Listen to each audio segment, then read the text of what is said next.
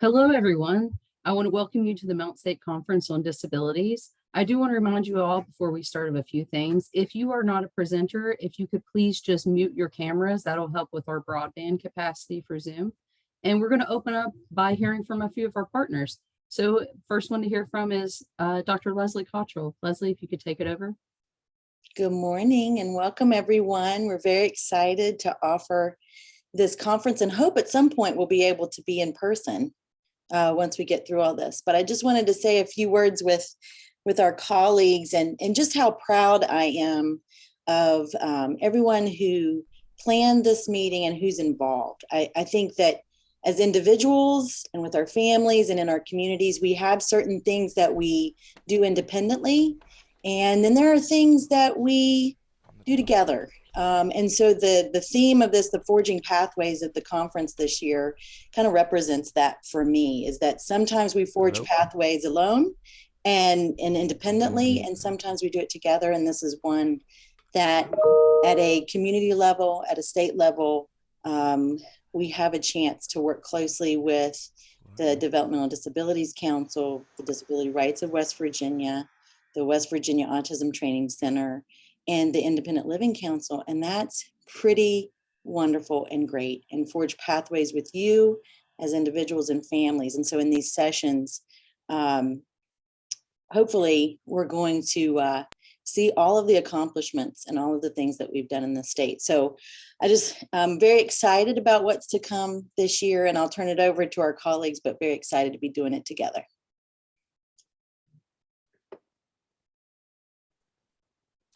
I think that's my cue, right, Courtney? Good morning. I'm Steve Wiseman, the director of the West Virginia Developmental Disabilities Council, and it's a great privilege to be here this morning to kick off our joint conference. As Leslie said, it took a village to put this together, and we're very proud to be part of it.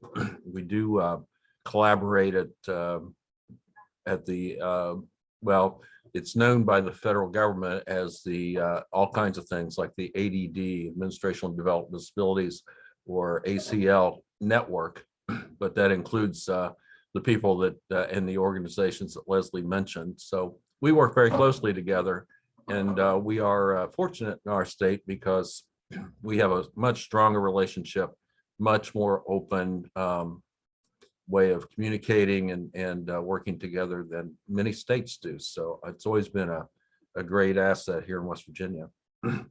The questions posed this morning were, what about collaboration for disability services? And what about a vision for forging pathways for the future of people and disabilities and services and so forth? So I had a couple thoughts about that. Right here, before us, for many people, there is a kind of a shift that's been taking place in home and community-based services, such that service coordination is now referred to as case management again. You know, that's what we used to have. And I look for that and the direct services that people receive and the supports from paid services to be hopefully strengthened, the coordination and the fact that everybody's pulling in the same direction for and with the person who's the focus of those services. It really has to be a three-way connection and collaboration out there for people to work. And I know we hear a lot of, unfortunately, we like Susan and Disability Rights, we get a lot of the things that aren't working well. That's the things that we hear. It doesn't mean things aren't working well. It's just that that's part of our job. And so one of the issues is going to have, we need stronger relationships between the service coordination, direct services people get, and the person themselves and their families. Now, that's not speaking about school and some other areas that are huge, but that's one area that needs to make some improvements. And I have a vision that that's going to work well. We had examples in the history of West Virginia where that was critical and working extremely well. I hope that we can reflect back on some of those historical times that what worked well then. The vision for the future, I suppose, and pathways for people is one is we have to stay true, all of us, to a shared vision of full community inclusion of people. And that includes schools and all other kinds of service areas, but it also means the community at large.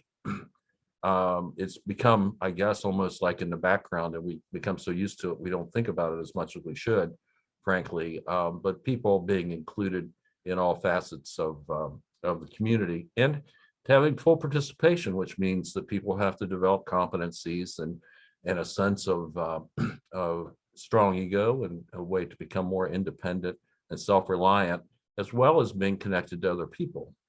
So that's still after all these years, still one of, I suppose, my first and foremost thought about the vision. But we also have to base supports and services on true person-centered planning. I see some friends and colleagues on here who have worked in that area for a long time, but we're not there yet. And it doesn't mean more, and we need less complications in people's lives because the systems are complex and sometimes just plain complicated. And it's very important to keep in mind that the outcome is all related to the person, and they are the people that have the skin in the game. So that's kind of sounds a little trite, but it is still true today as it has been for decades. And I hope that we do a better job of people actually having empowerment that they have brought on through the supports that they get. So those are just some snapshots. I hope that's helpful. Thank you very much. Thank you so much, Steve. Susan, are you on? Do you mind saying a few words for us? I'm here. Good morning, everyone, and welcome. We are happy to be a part of this conference. Susan Given, I'm the Executive Director for Disability Rights of West Virginia.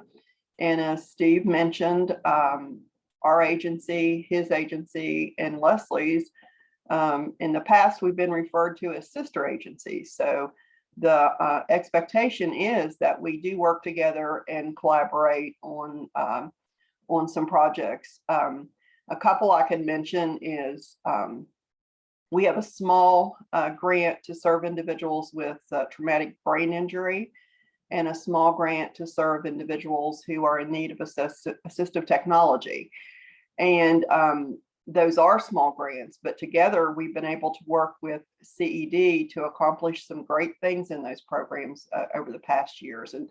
And we, we're looking forward to doing more of that.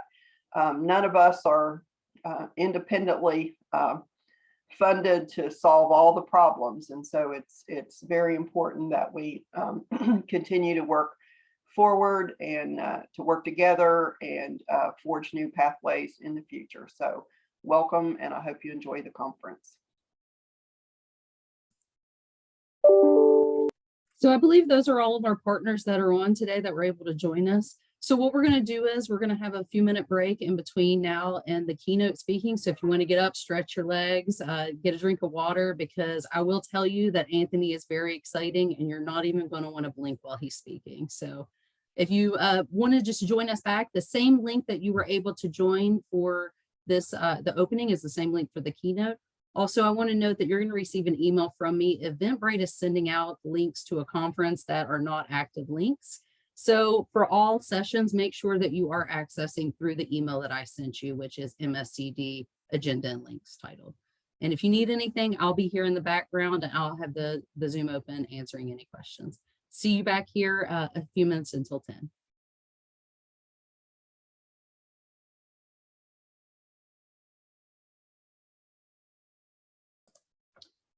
All right, everyone. Hello. Thank you for joining us for the keynote. I'm so excited to introduce our keynote speaker. I've been following him for a long time now, and I feel like I know him really well. And I hope by the end of this, you know him a little better too. So if you don't mind, Anthony, take it from here. Courtney, thank you so much. It's an honor to be here. Can you hear me all right? We can hear you, Anthony. Okay, great. How's everyone doing? Thank you for having me. Hope you're all having a great day so far. It's a really exciting day. So My name is Anthony Ferraro. I'm 27 years old. I was born blind with Leber's congenital amaurosis, a degenerative eye condition. Uh, Currently, I'm a professional Uber driver. No, I'm just kidding. But so I grew up. I was born blind in a small beach town in Spring Lake, New Jersey, and I'm the youngest of five. And I have two older brothers, two older sisters. No one else is blind. No one else in my family that we know of.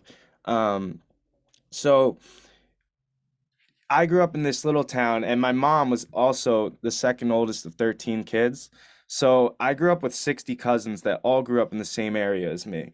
And as you could imagine, I didn't get treated any differently. I grew up, skateboarding, surfing, riding bikes until I hit a parked car, and then I had to stop doing that. And, all these different things, just trying to keep up with everyone, trying to be so-called normal, I guess. And, just trying to ignore my blindness, really, because I didn't even know what blindness was for the first like couple years of my life.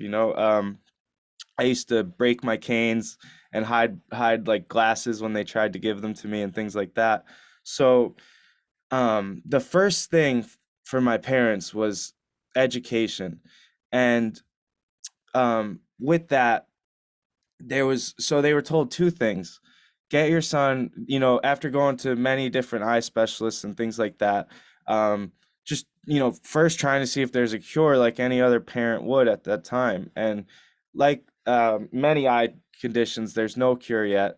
And they were told, raise your kid like you would any other one of your kids and make sure he gets a proper education to learn, how to be proficient in Braille and different accessible technology and things like that.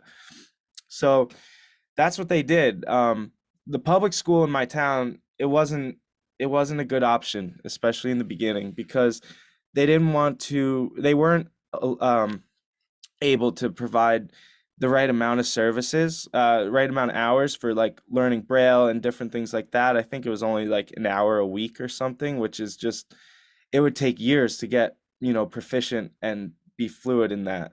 So they did a lot of research, and through a lot of different resources, they found a school in Philadelphia, Pennsylvania called St. Lucie Day School for the Blind.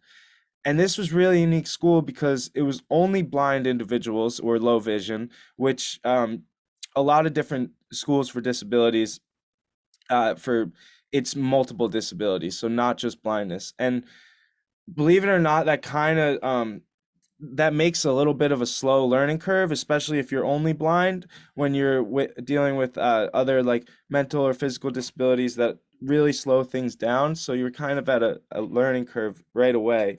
So St. Lucy's was very special in this sense. And at the same time, they were connected to a um, a private school that was all sighted. So once you got confident enough in St. Lucy's, you would go for like 2 classes a week, or 2-3 classes a week to the other school to integrate into a sighted classroom and be able to be independent and things like that. And this was really, it was crucial for me. I learned all about how to advocate for myself, how to read and write in Braille, and just become proficient. I did this up until 6th grade. At first, my mom and I lived in an apartment in Philly because the state could not provide transportation for me to go from New Jersey to Philadelphia. So my mom and I had to live in a 1-bedroom apartment together, like during the week, while all my other siblings were home. Like I said, I'm the youngest of five, so everyone's making sacrifices for me to get what I needed at this time. And finally, in 2nd grade, there was a big court case that we had going on for a couple years while my mom and I would live in Philly, to get the proper transportation from New Jersey to Philly so I can be at home with my family and things like that. And after so many people came to fight for our defense, saying how important Braille education is, because that was one of the big fights, was they were saying I didn't need to learn Braille, I didn't need all these things. And, you know, New Jersey NFB came, so many different people, Dr. Kathy Hubner, all these amazing people in the low vision and blind world. And, so in 6th grade, in 2nd grade, I finally got transportation to go from New Jersey to Philly. So I'd leave at 6 in the morning, get to school at 8, come back, get home at like 4:30. And I kind of did, it was a cycle, so I got kind of lazy, like in a rhythm where I would go to school, come home, and like do my homework or whatever, and then just listen to the TV or whatever it might be. And my brothers were very active. My older brother Oliver was a wrestler, and my other brother was a really good soccer player. So I really looked up to them, and they kind of told me, Aunt, you should really find something to, like an outlet, like a physical outlet for exercise and things like that. It would be really healthy. Because growing up, I did all different sports, soccer, basketball, until I kind of realized that I was blind and would not be able to involve in like passing and things like that and just seeing a ball. So um so 7th grade comes, and I transfer to the public school in my town. And that now it's time for me to find something, right? Like a community something. So I said, why don't I try wrestling? I really look up to my brother. I've heard of one other blind guy in the past that did it in New Jersey, and he was actually pretty decent. So that inspired me right away, knowing that, it can be done. And I never forget, I sign up for wrestling. I go in 7th grade, I go to the rec program, and I just got beat up like so bad left and right. Like basically they would wipe the mat with me. And my first year of 7th grade, I went 2-12. That was my record. So 2 wins, 12 losses. And one of the wins was a forfeit. So I just go out and get my hand raised. And I'll never forget leaving the last match of my 7th grade year. And I did all right. I was putting up a fight against this kid, and then I got pinned. And I remember saying to my dad after that match, I was like, Dad, I don't want this to end. I want to get good at this. Like, I want to get better. I don't want to just be mediocre and just like let the same thing happen next year. Like, I know something needs to change. And he said, all right, Aunt. So we found a wrestling club, and he emailed this wrestling club saying, my son's 7th grader. He's very strong, just finished up his first season, 160 pounds. Like, would you consider training him? But there's one other thing, my son's blind. And the guy wrote back, that's awesome. And like, that was his response. So right away, he was on board, and, he didn't care about any stigmatisms. He's never worked with a blind person before, but he was all for it. And immediately I started putting all my, a lot of my time into wrestling. It's kind of where I found my outlet, because in 7th grade, I went from the St. Lucie school with the blind all up until 6th grade. In 7th grade, I go to being the only blind person in the school. And it was really difficult at first. Being the only kid that read Braille, being different. And at a time when all you want to do is fit in. So, I didn't really feel too comfortable in my own skin, but when I wrestled, that's when I felt good. And I put a lot of my, I focused it all into that. 7th grade, summer, I went to tournaments every single weekend. Me and my dad would travel, start putting the time in, and every tournament was the same outcome. I would go there and I would lose every single match. But not only I would lose every single match, I wouldn't score a single point. And this was demoralizing. I think it was by my 7th or 8th off-season tournament. I'll never forget walking out of the gym and saying to my dad, yeah, I don't know, Dad. Maybe I was, in over my head on this. And he said, no, Aunt, you got this. Just keep it up. You're putting in so much work. And at the time, I couldn't really see, my progress, because you're just so in it. And what I did, I found a strategy to make it a little less overwhelming. So my goal was, I wanted to go in and win these matches. I wanted to win the tournament. That's huge. Like, that's so overwhelming to look at when you're, getting destroyed left and right. And I said, okay, how can I break this down? So I'm not scoring even a point in these matches. So let me take a smaller goal and make this, let me score a point. So then I start scoring a point, I finally scored a point, and I felt that success. Like, I felt like, oh, I just achieved one of my goals. Like, this is amazing. It's momentum, and I can keep climbing this ladder. So it gave me that fuel and the motivation to keep going through this big mountain that I had to climb, to where I started working so hard and finally started scoring more than 1 point, to the point where I was winning matches. And I'll never forget winning my first tournament in the off season. It was like, just I felt like I was looking down from everywhere I just like climbed up. And seeing all this hard work, like, it didn't happen overnight. It happened because of these countless hours, leaving the beach with my friends to go to practice, making sacrifices, things like that. And it was really at a young age right then I learned, like, okay, nothing's going to happen unless I put the time in. So continue on, 8th grade, I end up going undefeated in my weight class and only losing one match where I bumped up. So I went like 24-1. I won the entire Tri-County Championship, it's called. So it's like the biggest championship in middle school. And this was like, a complete 180 from the year before. And while this was happening, I'll never forget my last match of so real quick, sorry about that pause. I got accepted also. So 7th grade, both my older brothers went to a all boys private school, and it was a really good school. And I was, since I was a little kid, like, that's where I was going. I always wore the sweatshirts and stuff. Like, I always went to my brother's wrestling matches.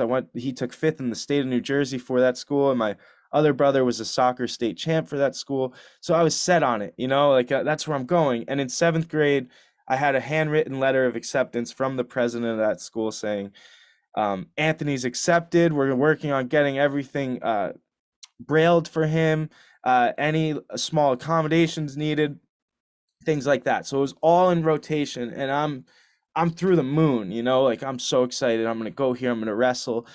And 8th grade, I end up doing so well in wrestling, and I'll never forget coming off this one match where it was a match the year before that the kid destroyed me, and it was one of my goals this year to beat him. And I never forget beating him and feeling this, overwhelming, like, like, I did it, like, it's happening. And I got off the mat. The president of that school had passed away this time over the Christmas time of that year, same time I just won that match. And my parents had just gotten back from a meeting, and I walked off the mat, and the school had rescinded my they sent a letter and a phone call saying Anthony's no longer accepted to the school. We don't want to have to provide any accommodations for him. He won't fit in academically, environmentally, or culturally.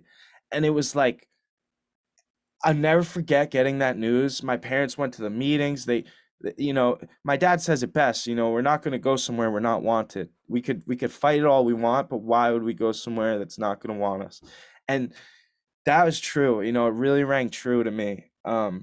So I went home so angry, though. I remember I was in 8th grade. It's like 14 years old, 13 years old. I punched a hole in my wall. I was just like in pure rage. Like, I just didn't understand it. Why is the world so unfair? Why can't I go somewhere because of something I can't control? And it was really hard. It was emotional. And I said, I can't give up, because what's that going to do? I just sit around and feel sorry for myself and nothing ever gets done in life. So I was like, you know what, screw it. I'm going to focus in wrestling, and I'm going to focus my anger, my frustration into that. I end up getting accepted to another school that reached out, St. John Vianney, and they reached out with open arms. And it was the biggest blessing, like, feeling this, wanting you there instead of like trying to force your way in. And it was really amazing to see, the inclusion and the acceptance right away.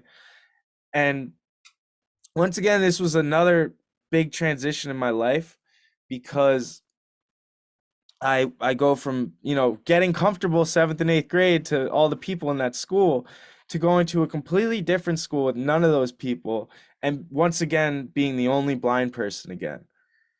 And it's really hard because, I think until I was about 21, it was really hard for me to kind of accept that I was blind.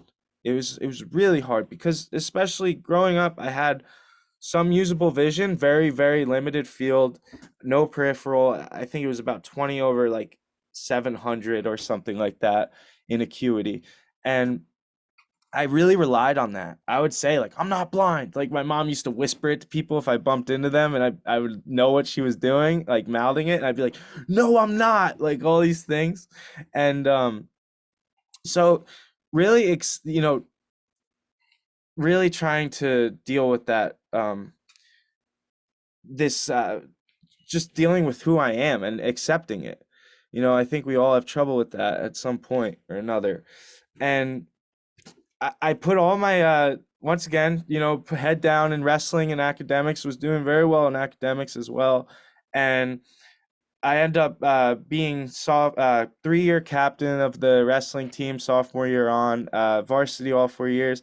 I did really well. I won like 123 matches in my career in high school, and 19 losses, and it was really awesome. But while this was going on, I experienced a lot of adversity.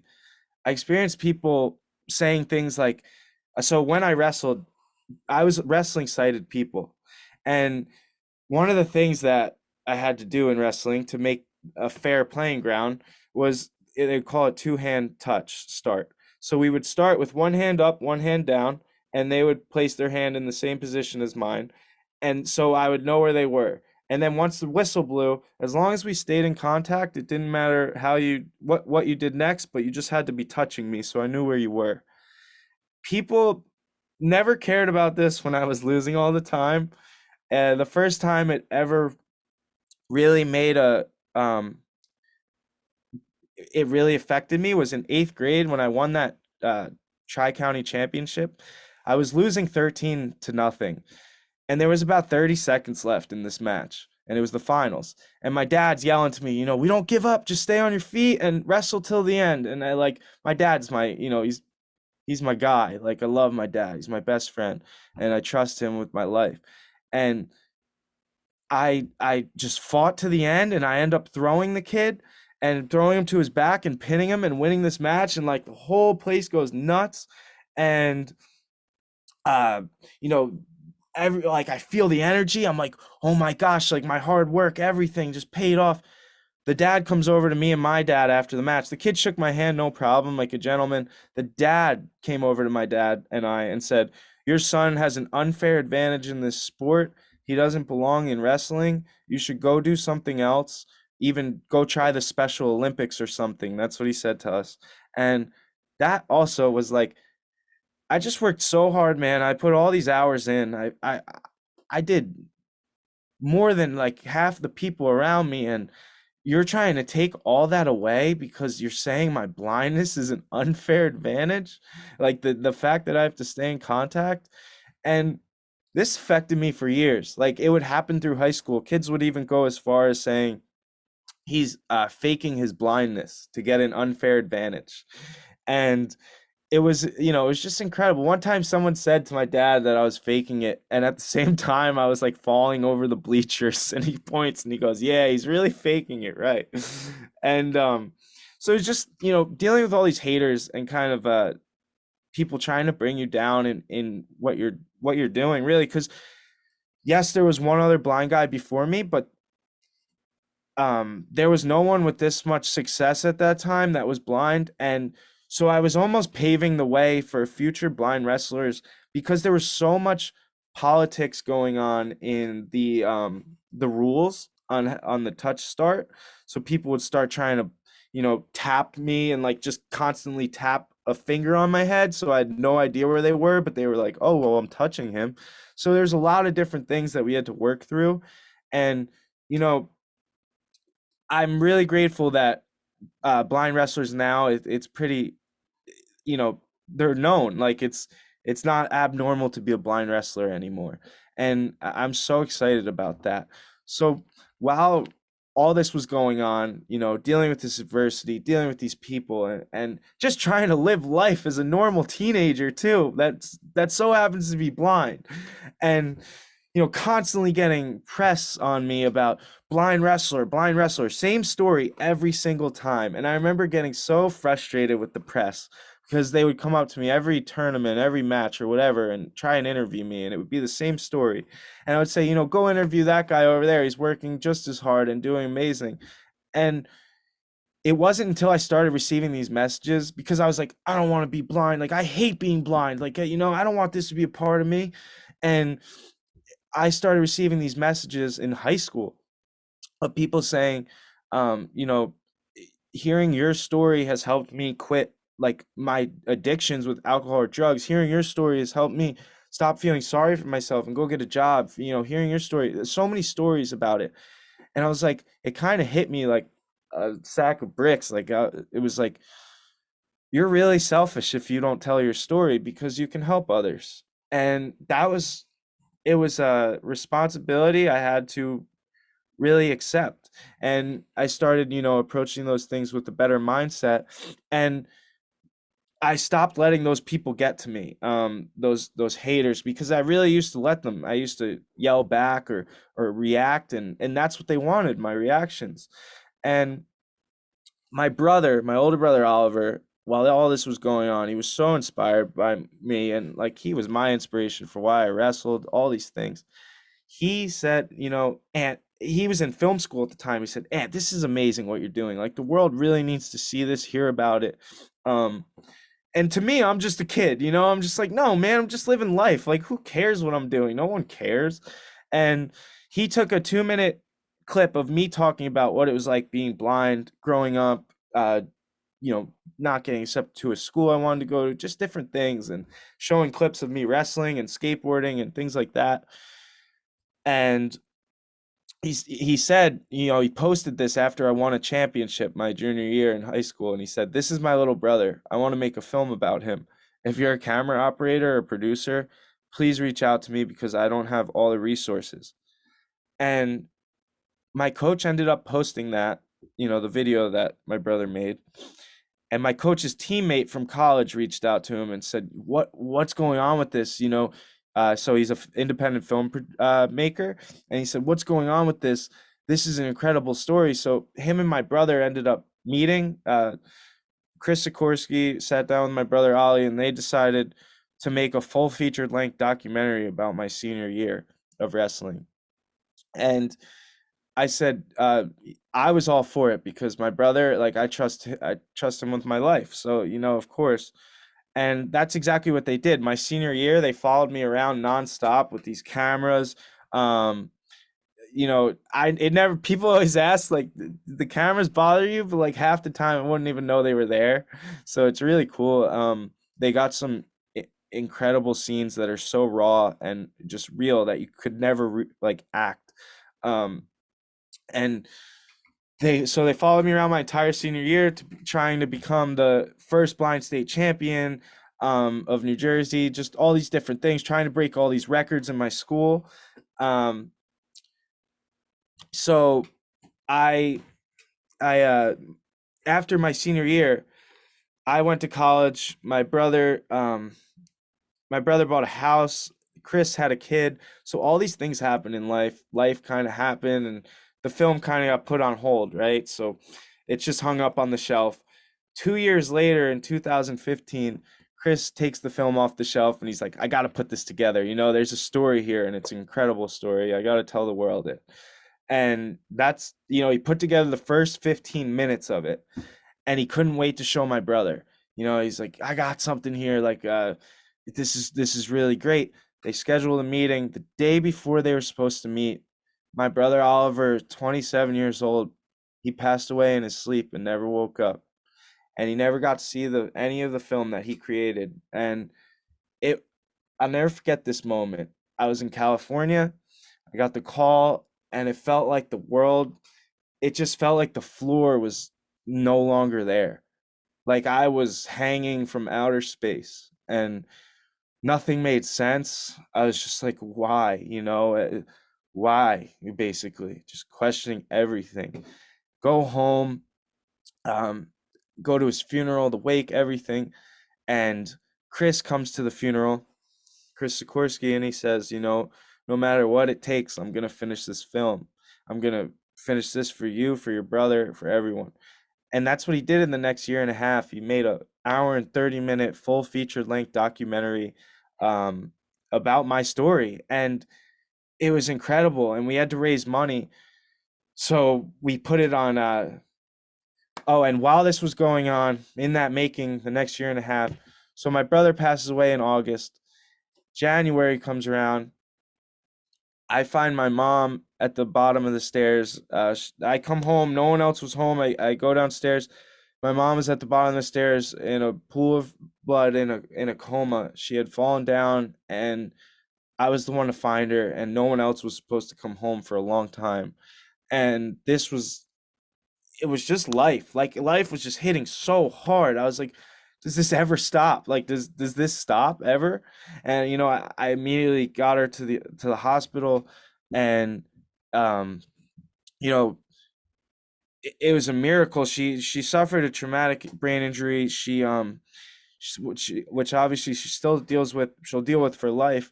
But my mom, like, she was in a coma for a month and a half, and doctors were telling me, oh, it'll take months or years before she could do anything ever again, maybe even talk, blah blah blah. And it was months, and my mom was up trying to bribe the nurses to get her home, all these different things, and she's just made a miracle of a recovery. My mom's an artist. She started an art program for the blind at that school for the blind, St. Lucy's.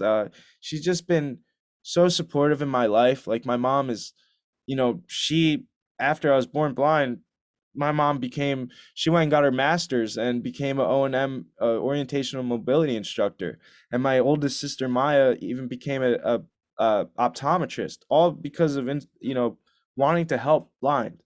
And it's incredible. So, my mom, she's one of my rocks. Like, and it was so hard. I felt so depressed. I felt lost once again. I'm 21 years old at this point, and I really don't know what life for me looks like. Like, what does the future look like? I'm trying to figure out, where I could work.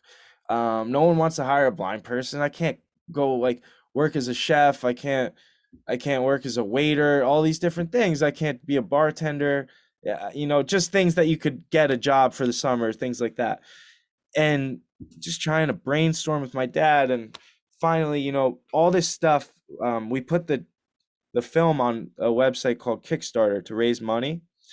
And it was the trailer of the documentary. And it told the backstory about my brother and my mom and different things, and how Chris did all this stuff. And we ended up raising our goal in 4 days and 6 hours. And we ended up raising like $87,000 at the end of the month from all these strangers. People, the story ended up going viral. Like, the trailer got over millions of views on different social media platforms and things. And it was just, the outpour of love and support was insane. Like, that support, you can't do anything in this life alone. I've learned, even through my wrestling career, I got through it because of the support system I built along the way, the people that came into my life and believed in me and put their time into me. And, all those things, it helped me, shape to where I was. But I was so scared because my mom just got hurt. My brother just died. I don't know what life looks like. I'm sitting at home feeling sorry for myself, and seeing all this stuff happening with the film. I'm like, oh man, like I didn't finish how I wanted to. I wish I could do more, all these regrets. And I get a call. I'm sitting at home. I get a phone call, and, I was like, hello? And they were like, yeah, is this Anthony Ferraro? This is the United States Olympic Committee. And I go, I'm sorry, I think you guys have the wrong number. And they were like, nope, we don't actually. We saw your documentary about wrestling, and we'd wondering if you would consider training for the Paralympics in judo, which is, so there's no longer wrestling in the Paralympics, but judo is the closest thing. So it's basically, I call it wrestling with a jacket on. So because you're wearing a thing called a gi, which is like the karate outfit with the belt. And I basically was like, let me think about this. And I hung up and called my wrestling coach from high school, this guy, Mike Melanconico, who was a real guiding light in my life. And he said, I was like, the United States Olympic Committee just called me about, he said, shut up, like get off the phone with me right now, call them back and say yes. And I did. I'll never forget making that phone call saying, I'll try it. Let's see what happens. And I ended up at the bottom of that mountain again, where I was learning a whole new thing, and it was exciting.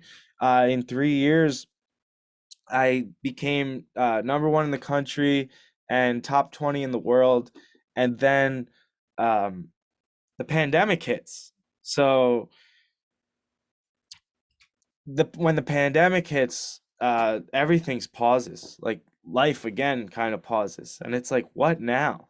What do I do? I was just putting everything I knew into judo. I was putting all my marbles in that, everything, all my eggs in that basket. And now I feel like I have nothing, except my amazing girlfriend at the time, who's my now wife, and, just amazing support in my life. And so pandemic hits, and judo, I don't know if I'll ever be able to do judo again. So what do? You have to pivot. You have to figure it out. Like you have to adapt. And that's what we did. I'm also a musician, so I play guitar and sing. And when the pandemic hit, I found that music was one thing I could share with the world that kind of made people smile and forget about their situation for a moment. And I said, I started live streaming music on like Facebook and stuff. And I said, this is affecting people. This is really, we're getting positive feedback. So my wife and I came up with this insane idea to go on a 10,000-mile cross-country 7 weeks road trip, where I packed my acoustic guitar and an amplifier and a microphone. And we went to all beautiful scenic locations, like very remote spots. And we set up and we live streamed music, like me playing music at these locations to the world. And we called it Anthony Ferraro's Blind Busking Tour. And busking is where you set up on the side and just play music for tips and stuff.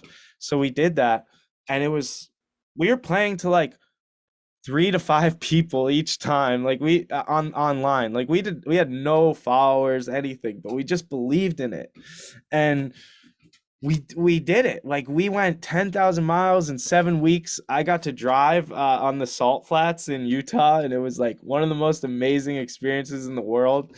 So many things happened on that trip. We did a podcast along the way, all these things. And Kelly's incredible. She drove 10,000 miles in 7 weeks, and I don't know how she did it. But we did it, and we finished it, and we successfully planned something and executed it in the craziest time of life. And we said to ourselves when we got home, this is like, we learned that we can set a plan and execute it. So I was getting, I was like, how can I get my music and my how can I make people happier and reach more people, get my story out there, maybe to help one extra person. And we made a plan, 30-day plan for like social media to make these. Kelly would try to get me on TikTok, and I was so against it. And I said, at first she wanted me to do like a funny dance with my cane, and I was like, absolutely not. Like, screw TikTok. I'm never going on there. And then a couple months later, I started scrolling and seeing like people do, not dances. There was more like all types of things, lifestyle, and, people motivating others, different things. And I was like, maybe I could try this. And I introduced myself on there, talking about how I'm blind. I also am on Team USA for judo and train, skateboarding, surfing, all the music, all those things. And I went to bed, I had like 30 followers, and the video had like 100 views. And I woke up and the video had like 30,000 views, and I had like 1,000 followers with like hundreds and hundreds of messages from different people saying how inspirational this was, just how it helped them that day at that moment. And that was so impactful to me that, how can I got to keep going. Like, I need to keep reaching more people. I need to keep helping others. And I felt like a obligation, to not give up. And because there's so many questions about blindness, about the stigmatisms, about, even just the different types of blindness and the ranges and the spectrum. How do blind people do things? And I said, you know what, why don't I educate the world in a fun way and try to inspire people along the way and make them laugh at the same time. And we started, just becoming such a team, my wife and I, where we, she's the camera, she's got the camera, she does the editing, and we collaborate on these ideas and try and show the world, so I usually start every video with "I'm blind. This is how I ellipsis," and then it goes into me showing you how I do things through different scenes, and then I always end it with "One love." And to me, one love is like, especially at this time of everyone was putting people down, there was so much negativity. I just wanted people to pick each other up, and I just wanted to spread a love, like a positive message, some love to everyone, and like let them know like you're not alone. And it got such, it just took off like wildfire, where we were just so many people reaching out and forging a pathway for my employment, like for my speaking to different people, doing different different events, things like that. And here I was 3-4 years ago, so terrified of what am I ever going to do for work? How am I ever going to support a family? How am I ever going to be able to marry someone, because I'm so scared of all these things because of how the world, how it's set up. And I said, you know what, we'll make our own way. And we started forging our own path to where we've seen other people get inspired on that. And there's people with, other disabilities or blindness, whatever it may be, or anything in their life, not afraid to tell their story, and they're getting out there and making their own pathways. And at the same time, I got involved with adaptive skateboarding, so trying to move that forward to the Paralympics and different things like that. So it's so exciting.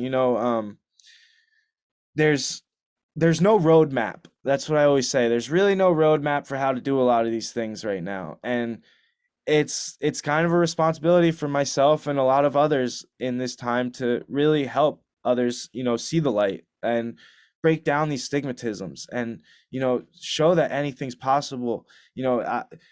My biggest fuel in life was when people said, you can't do that. I would be like, really?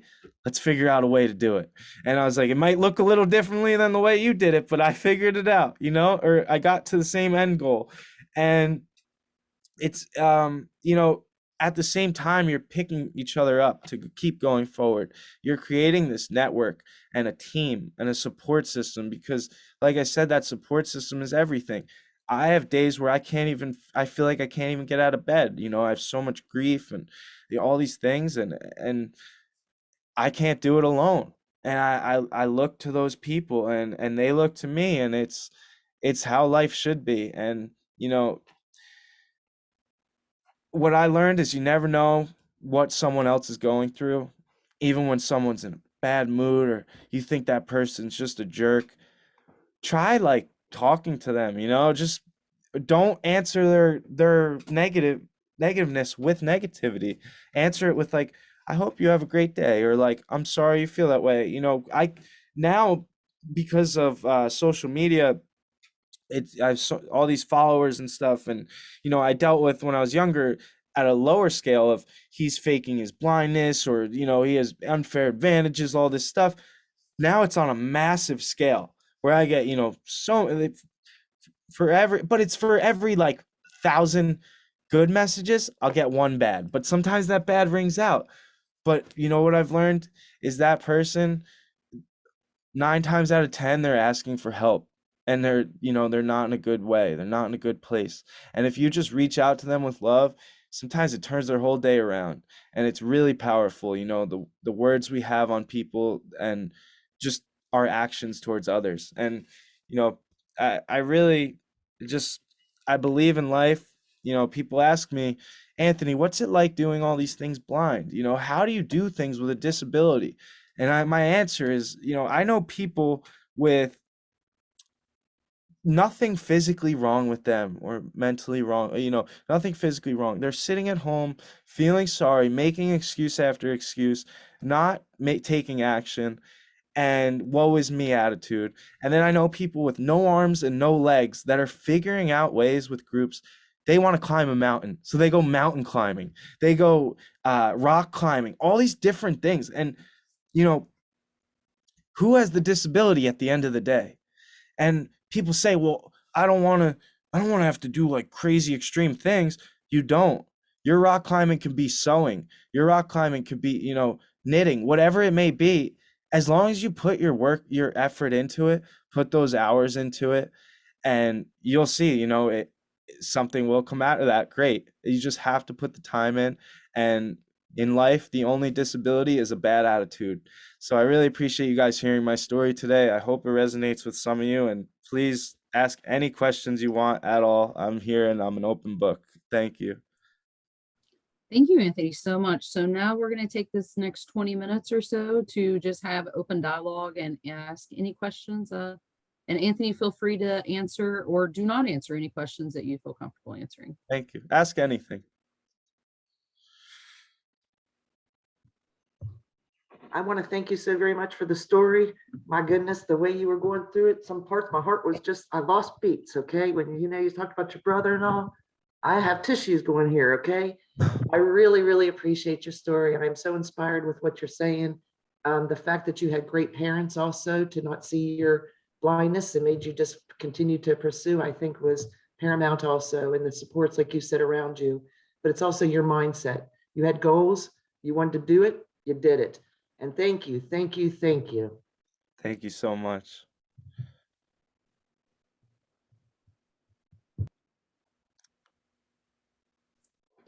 Anthony, can you talk a little bit more about kind of what it was like and kind of that response that you had when you received that letter from the university stating that you were no longer accepted, and kind of how you moved forward from that? I know you went in that a little bit, but I think that's something we see a lot is rejection. So how did you deal with that distinctly? Extreme rejection. In 8th grade also, or 7th grade, I went to I'll never forget this. I was so excited, it was my first time in public school. I was going to they have these big dances that are like, so I'm in a small town and it combines like the the whole district. So like 4 towns, and it's called the St. Denis dance. It's like this big dance, there's the DJ, all the girls and guys go, whatever. And I was so excited, right? And I go with my friends, and at the time I wasn't accepting, using my cane. I was really pushing back. And I went there, and my eyes have nystagmus, which they shake back and forth when I focus, and also my eyes won't look at you. I won't, not directly eye contact all the time. And, excuse me. And I went to this dance. My friends go in, and I got pulled aside by a teacher. She pulls me in a classroom, and then there's 2 cops that come in, and they start asking me what drugs I'm on. And I try explaining that I was blind, and there was like this kind of like, yeah, right feeling, right? And that gave me so much anxiety. It really like affected me, and I was like, come on, like I'm blind. And then they finally, contact my parents, found out, and let me in. But after that, it was so hard to enjoy that dance because I just felt so out of place. I just felt so flustered. And, on that's a much lower scale, but going to that school, if I went to that school, that's how I would have felt walking around. That's how I would have felt going to class. I would have felt like, you don't want me here. I shouldn't be here. And that feeling, it really affects you. And then, I don't know how, I was gonna really, people ask me, how did you not give up? It's because giving up is not a choice. That's really all it came down to. I just wasn't able to give up. That's not in my frame of my, like, I'm not wired that way. I will hate myself. So my dad says, what can we say? We forgive people, and it's true. For about 6 years, I carried a really bad taste in my mouth. I had resentment towards that school. Even in my documentary, it's on Amazon Prime and Google Plus, Vimeo, all those outlets. It's called A Shot in the Dark. And there's even a scene where I go back to that school and wrestle against them. And it was a very emotional scene. And I was in the locker room kind of losing it, just like, just, I couldn't, I was just like, I was supposed to go here, and they're so mean to me because they were just being so mean during the match, like the coaches, everything on that side. And it was hard. Like it sucked. And then 2 years, 2 years after graduating college or getting out of college, I'm doing speaking, motivational speaking, different things. I got invited to speak there. And my first thought was like, hell no, I'm not going there. And then I thought about it, and it was, I went there. I was like, it's not for them, it's for the kids. And when I went and spoke, it was this weight that was just lifted off of me, like this relief, like this just closure of like, don't carry this baggage around. Like, it's just going to affect you. It's not affecting them, it's affecting you. So I had to keep going. Thank you. I have a question. So Anthony, thank you so much for sharing your story. My son also is a young wrestler who's just starting out, and we've had to teach him the same things that you've said, just try to get better by 1 point. And I was curious, do you go around and share your experiences and your story with other youth wrestlers? Yes, absolutely. I've done many different uh, clinics and things where I'll usually, sometimes we'll do a viewing of the film and then do like a wrestling clinic, like question and answers, and then a wrestling clinic where I can show some moves and stuff and wrestle with the kids. But there's been many different ways we've done it. Very cool. And do you have, I know that some programs here in West Virginia have been working. I know like Steve with the DD Council has funded some community karate classes to help with inclusion of kids with disabilities in their classes. Do you work with any of the programs or like the groups that want to figure out how to be more inclusive to help provide them technical assistance? Absolutely. So right now I'm working really a lot with USA Skateboarding to make skateboarding is becoming very inclusive, and it's trying to grow that for everyone to let people know it doesn't matter your skill set, as long as you just have fun. And I also do consulting with different companies about, their tech and things like that for accessibility as well. Great, thank you. Hmm.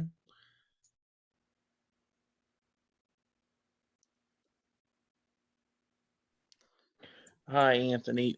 This is Dylan, and I am just curious because I've seen you on TikTok since I had been on it, and I saw your videos of the YouTube button, and I have not seen you actually get the YouTube button that doesn't have your name spelled wrong or the braille comes off, and I'm just super curious if you ever got that button. I got it, Dylan. I thank you for asking. You're not the first person to ask that either. I did post the Really? video, but it must have, there's just so many videos, it gets lost. But they for what Dylan is talking about, when I hit 100,000 subscribers on YouTube, they send you a plaque, and it's a silver plaque. It's a play button. It has your name on it and your account. And they sent it to me first in print, and I thought it was awesome. I didn't expect a braille one or anything. But then the internet, people were like, "Why didn't they send you a braille one? That's so messed up. They have all this money." And they actually ended up reaching out and saying, "We're so sorry. We'll send you a braille one." I didn't say anything, and they ended up sending me a braille one. So I did these all live in like reaction videos of unboxing it. And I go to unbox it, and I go to read the braille, and it was like micro braille, like it wasn't even legible. And when I pushed my finger across it to scan over it, the bumps just wiped off the plaque, and I couldn't believe it. You know, I was like kind of bummed out and stuff. And then the second one they sent, they overnighted a new one. I was so excited. I'm like, oh, this is it, you know? And they got the braille right. It was awesome. Like, it was big. It stayed on. And then my wife was like, oh, no. And I was like, what? And she was like, they spelt your first name wrong. It says Anthoy. And I was like, are you kidding me? Like, in print. And I would have never known. And it was super funny, though. And then they finally sent a fourth one that was perfect. It was amazing, and it's actually hanging up in my studio somewhere. But that's the saga of YouTube award. Well, thank you. I've been dying to know what had happened with that for so long. Crazy that That's awesome. happened, and I just want to thank you for all the joy that I have gotten from your videos, even though I don't have boundaries or disabilities, and I still think that it is incredible for what you do for everybody, not just for people with disabilities. Thank you, Dylan.